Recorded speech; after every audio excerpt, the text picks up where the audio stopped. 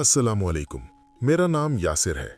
आज तुम्हें मैं अपनी ज़िंदगी का वो बाब सुना रहा हूँ जिसे मैंने कभी किसी को सुनाया नहीं था। नहीं जानता क्यों। शायद डर था कि लोग पागल समझेंगे, या शायद ये डर कि वो चीज़, वो औरत मेरे अल्फाजों में से निकलकर फिर से मेरे सामने आ खड़ी हो। लेकिन अब लगता है कि वक्त आ गया है। शायद ये बोझ उतारने की ज़रूरत है, वरना ये खौफ मुझे अंदर ही अंदर खोखला कर देगा। बात है कोई 8 साल पुरानी। मैं उस वक्त एक छोटे से मकान में रहता था। घर में मेरी बीवी ईमान, हमारे 5 बच्चे, मेरे अम्मी अब्बा और छोटा भाई। तंगी तो ऐसी थी कि सांस लेने की जगह नहीं थी। बच्चे बड़े हो रहे थे, उनकी प्राइवेसी का कोई सवाल ही पैदा नहीं होता था। ईमान अक्सर कहती, यासिर ज़रा हमारे लिए कोई अलग घर ढूंढो, छोटा सा ही सही मगर अपना सुकून हो। मैं उसकी बात समझता था, मगर किराए की ये सोने के घर हम जैसे तनख्वाहदार आदमी की कहाँ इस्तिताअत।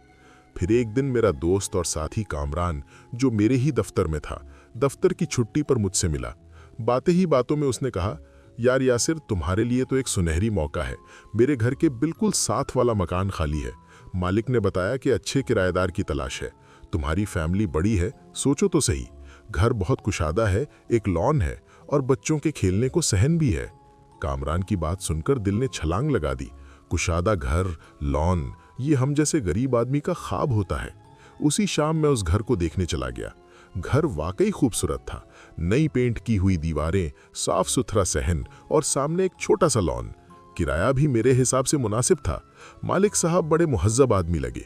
उन्होंने घर के बारे में बताते हुए कहा कि ये घर काफ़ी अरसा खाली पड़ा था, बस थोड़ी बहुत सफाई करनी थी जो उन्होंने करवा ली। घर दिखाते हुए जब हम छत पर पहुंचे तो उन्होंने ऊपर वाले एक कमरे की तरफ इशारा करते हुए कहा, ये कमरा भी है मगर पुराना है, बंद पड़ा है। तुम चाहो तो इसे खोलकर साफ कर सकते हो, लेकिन शायद ज़रूरत न पड़े। उस कमरे का दरवाज़ा बंद था। उसके बाहर खड़े ही मुझे अजीब सी सर्द महरी महसूस हुई। बाहर गर्मियों का मौसम था, मगर वहां ठंडक नहीं बल्कि सर्दी की लहर दौड़ गई। मैंने सोचा शायद सायादार जगह है, इसलिए ठंडा लग रहा है। मैंने उसे ज्यादा अहमियत ना दी और घर पसंद कर लिया। घर में दाखिल होने का दिन हमारे लिए ईद का दिन था। बच्चे सहन में दौड़ रहे थे, ईमान नए घर को सजा रही थी और मैं खुशी से फूला नहीं समा रहा था। आखिर अपनी फैमिली को इतना अच्छा घर दे दिया। पहले 15 दिन तो ऐसे गुजरे जैसे कोई ख्वाब हो। फिर आहिस्ता आहिस्ता इस ख्वाब में शिगाफ पड़ने लगे। 1 महीना गुजरने के करीब था। मैं दफ्तर गया हुआ था। ईमान ने कपड़े धोए और उन्हें सुखाने के लिए छत पर चली गई। सारे कपड़े तो वहां तार पर डाल दिए, मगर कुछ कपड़े ज्यादा थे, तो उसने सोचा क्यों ना ऊपर वाले कमरे की छत पर डाल दिए जाएं, वहां खुली जगह होगी। वो बगैर सोचे समझे ऊपर वाले कमरे की तरफ बढ़ी। दरवाजा खोलते ही उसे कमरे में किसी की मौजूदगी का शिद्दत से एहसास हुआ, जैसे कोई वहां बैठा उसे घूर रहा हो। कमरा बिल्कुल खाली था। इसके बावजूद उसे लगा जैसे वहां कोई सांस ले रहा है। उसकी सांस रुक गई। वो कपड़े वहीं फेंककर तेजी से नीचे भागी आई। शाम को जब मैं आया तो वो घबराई हुई थी। उसने मुझे बताया, यासिर, ऊपर वाले कमरे में कुछ है। मैंने महसूस किया जैसे कोई मुझे देख रहा है, कोई वहां बैठा है। मैंने उसे तसल्ली दी, तुम्हारा वहम है ईमान, नए घर में तुम अभी सेटल नहीं हुई, थक गई होगी। मैं कल इस कमरे को ताला लगा देता हूं। मैंने अगले दिन उस कमरे को अच्छी तरह से बंद कर दिया। पुरसुकून रहने लगे, मगर वो अजीब सी कैफियत खत्म नहीं हुई। रातों को कभी कभी मुझे लगता जैसे ऊपर की मंजिल पर कोई चल रहा है। बच्चे तो सब सो चुके होते, ईमान भी मेरे पास होती, मगर कदमों की आवाज़ साफ सुनाई देती। मैंने खुद को समझाया कि पुराने घर हैं, चूहे होंगे या जंगले की आवाज़ होगी। फिर एक रात वो वाकया पेश आया जिसने मेरे होश उड़ा दिए। तकरीबन 2:30 बजे रात को मेरी आंख खुली। मुझे प्यास लगी थी। मैं पानी पीने के लिए उठा। कमरे में बिल्कुल खामोशी थी। अचानक मुझे ऊपर से आवाज़ आई, एक मध्यम सी आवाज़, जैसे कोई बड़बड़ा रहा हो। पहले लगा बाहर से आ रही है, मगर जब गौर से सुना तो आवाज़ ऊपर वाले बंद कमरे ही से आ रही थी। दिल जोर जोर से धड़कने लगा। वहम है, मैंने सोचा, मगर तजस्सुस खौफ पर भारी था। मैंने एक टॉर्च उठाई और आहिस्ता कदमों से सीढ़ियां चढ़ने लगा। सीढ़ियां खत्म हुई तो ऊपर वाले कमरे का दरवाज़ा सामने था। वो दरवाज़ा जो मैंने खुद ताला लगाया था, अब बिल्कुल खुला था। टॉर्च की रोशनी अंधेरे में डगमगा रही थी। मैं डरते डर के आगे बढ़ा। बड़बड़ाने की आवाज़ अब वाज़ेह थी, मगर मैं कुछ समझ नहीं पा रहा था। मैंने दरवाजे में कदम रखा और टॉर्च की रोशनी कमरे में डाली। मैंने जो देखा वो मंजर आज भी मेरी आंखों के सामने है। कमरे के बिल्कुल दरमियान में एक पुरानी कुर्सी रखी थी, जैसी हमारे बूढ़े इस्तेमाल करते थे, और उस कुर्सी पर एक औरत बैठी थी। उसके बाल बहुत लंबे, घने और मुकम्मल तौर पर उसके चेहरे पर गिरे हुए थे कि चेहरा बिल्कुल नजर नहीं आ रहा था। उसने सफेद से कपड़े पहन रखे थे और वो बिल्कुल साकिन थी, जैसे कोई मुजस्सिमा हो। वो बड़बड़ा रही थी, एकदम धीमी आवाज में, मुसलसल, जैसे कोई वजीफा पढ़ रही हो। मैं वहीं जम गया। मेरे पैरों में से जान निकल गई। मैं हिलता नहीं था, सांस लेना भी भूल गया। वो औरत फिर भी हिली नहीं। मेरे टॉर्च की रोशनी उस पर पड़ रही थी, मगर उसे कोई परवाह नहीं थी। फिर अचानक वो बड़बड़ाना बंद करके बिल्कुल खामोश हो गई, और फिर वो हुई जिसने मेरी रगें सर्द कर दी। उसने आहिस्ता से अपना सर मेरी तरफ घुमाना शुरू किया। उसके बाल अब भी उसके चेहरे पर पड़े थे, मगर मैं जान गया कि वो मुझे देख रही है। मैंने चीखने की कोशिश की, मगर आवाज नहीं निकली। मैंने भागना चाहा, मगर टांगे जवाब दे गईं। बस इतना होश था कि मैंने जोर से टॉर्च उसकी तरफ फेंकी और पीछे मुड़कर अंधाधुंध भागा। सीढ़ियों से गिरता पड़ते नीचे आया। ईमान मेरी आवाज सुनकर जाग चुकी थी। वो कमरे से बाहर निकली तो मुझे इस हालत में देखकर डर गई। मैंने कांपते हुए उसे बताया कि मैंने क्या देखा। वो मुझे पागल समझ रही थी, यहां तक कि मैंने उसे कसम देकर कहा कि मैंने अपनी आंखों से देखा है।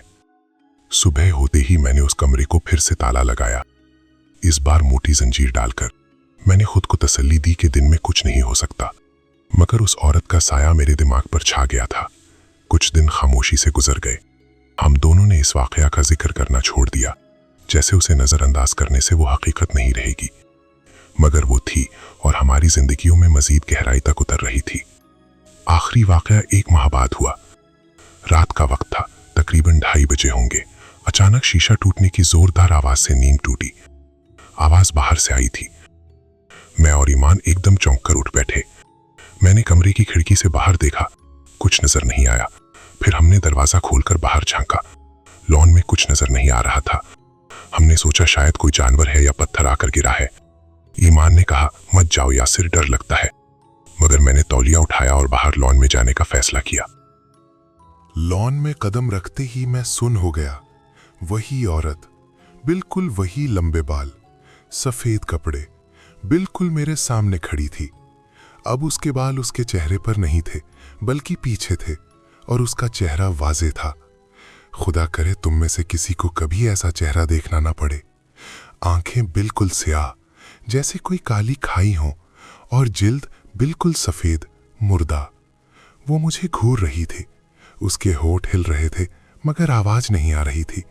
मैं वहां खड़ा था, तौलिया मेरे हाथ से गिर गया, और मैं एक लाश की तरह खड़ा था। अचानक उसने एक कदम मेरे तरफ बढ़ाया। उसके साथ ही मेरे मुंह से चीख निकल गई, और मैं पीछे को भागा। ईमान दरवाजे पर खड़ी ये सब देख रही थी। वो भी चीख पड़ी। हम अंदर भागे और दरवाजा बंद कर लिया। सारी रात जागकर गुजारी। बच्चे भी जाग गए थे। सुबह की पहली किरण निकलते ही हमने फैसला कर लिया, ये घर छोड़ना होगा, आज ही, अभी।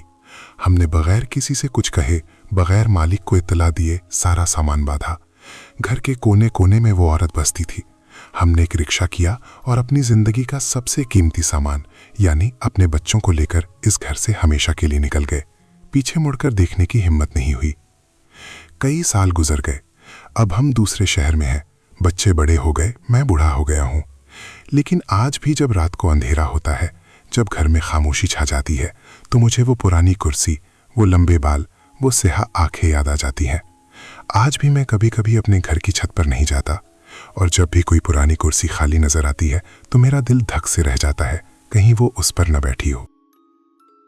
नए शहर, नए घर में हमने नई जिंदगी शुरू की। ईमान ने कभी उस घर का जिक्र नहीं किया, और ना मैंने कभी उसे छेड़ा। हम दोनों खामोशी से उस माजी को दफन करना चाहते थे।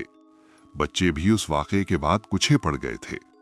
छोटी बच्ची रात को अक्सर चीख कर उठ जाती, मगर हमने उसे समझाया कि डरावने ख्वाब है। शायद वो भी वही देखती थी जो मैंने देखा था, मगर उसने कभी बताया नहीं। यहां इस घर में कोई पुरानी कुर्सी नहीं थी, कोई बंद कमरा नहीं था, कोई छत का कमरा नहीं था। फिर भी कभी कभी रात को जब गहरी नींद टूटती तो मुझे लगता जैसे कोई मेरे कान में सरगोशी कर रहा है। मैं करवट बदल लेता, ईमान को जगाने के बजाय खामोश रहता, मगर वो सरगोशी मेरे जहन में गूंजती रहती। 5 साल बाद ईमान का इंतकाल हो गया। डॉक्टरों ने कहा दिल का दौरा पड़ा, मगर मैं जानता हूं वो उस खौफ को अपने अंदर दबाए दबाए मर गई। उसकी आंखें बंद होते वक्त भी खुली हुई थीं, जैसे किसी चीज को घूर रही हों। उसके बाद मैं तन्हा हो गया। बच्चे अपनी जिंदगियों में मसरूफ हो गए। बड़ा बेटा बैरूने मुल्क चला गया, बेटी की शादी हो गई, छोटे बच्चे अपनी माँओं के पास चले गए। मैं इस घर में अकेला रह गया। अकेलेपन ने मुझे माजी की तरफ धकेला। मैंने पुरानी तस्वीरें निकाली। वो घर भी कुछ तस्वीरों में था जब हम पहले दिन वहां पहुंचे थे। बच्चे लॉन में खेल रहे थे, ईमान मुस्कुरा रही थी और पस मंजर में वो छत का कमरा था जिसकी खिड़की बंद थी। मैंने तस्वीर को गौर से देखा। खिड़की के पीछे कुछ धुंधला सा था। मैंने शीशा साफ किया, मगर वो धुंधलापन बरकरार रहा, जैसे कोई खिड़की के पीछे खड़ा तस्वीर लेने वाले को देख रहा हो। मैंने तस्वीर को एक तरफ रख दिया, मगर वो धुंधलापन मेरे जहन में बैठ गया। रातों को नींद नहीं आती थी। मैं अक्सर खिड़की के पास बैठकर बाहर तारीकी को देखता रहता था। कभी कभी मुझे लगता कि लॉन में कोई खड़ा है, लंबे बालों वाली औरत। मैं पलक झपकता तो वो गायब हो जाती। मैंने खुद को समझाया कि ये वहम है, बुढ़ापे का असर है, तन्हाई का खुमार है। मगर एक रात वो वापस आई। रात के 2 बजे थे। मैंने अपने कमरे में कुर्सी की आवाज सुनी, खड़खड़ाहट, जैसे कोई कुर्सी पर बैठ रहा हो। मेरा घर बिल्कुल खाली था। कुर्सियां तो थीं, मगर वो प्लास्टिक की जदीद कुर्सियां थीं। उनसे ऐसी आवाज नहीं आती थी। मैंने कमरे में रोशनी की, कोई नहीं था। फिर वो आवाज दोबारा आई, इस बार बावर्ची खाने से। मैंने हिम्मत करके बावर्ची खाने का दरवाजा खोला। अंधेरा था। मैंने स्विच दबाया, मगर रोशनी नहीं आई। बिजली थी, बाकी कमरे में रोशनी थी, मगर बावर्ची खाने की रोशनी नहीं आ रही थी। फिर मुझे बू आई, वही बू, पुराने घर वाली बू, नमी और मिट्टी की बू। मेरे कदम वहीं जम गए। मैंने टॉर्च निकाली और अंदर रोशनी डाली। बावर्ची खाने की खिड़की के पास वो कुर्सी रखी थी, पुरानी लकड़ी की कुर्सी, ऐसी कुर्सी जो मेरे घर में कभी थी ही नहीं। और उस पर वो बैठी थी, लंबे बाल, सफेद कपड़े और वो सयाह आंखें जो मुझे घूर रही थी। मैंने टॉर्च गिरा दी और पीछे हटा। मेरी सांस फूल गई। दिल इतनी तेजी से धड़क रहा था कि लगा अभी फट जाएगा। मैंने दरवाजा बंद किया और कमरे की तरफ भागा। सारी रात जागता रहा।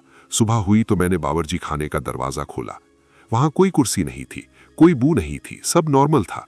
मगर फर्श पर पानी के निशान थे, जैसे कोई गीली चप्पल लेकर वहां खड़ा हुआ हो।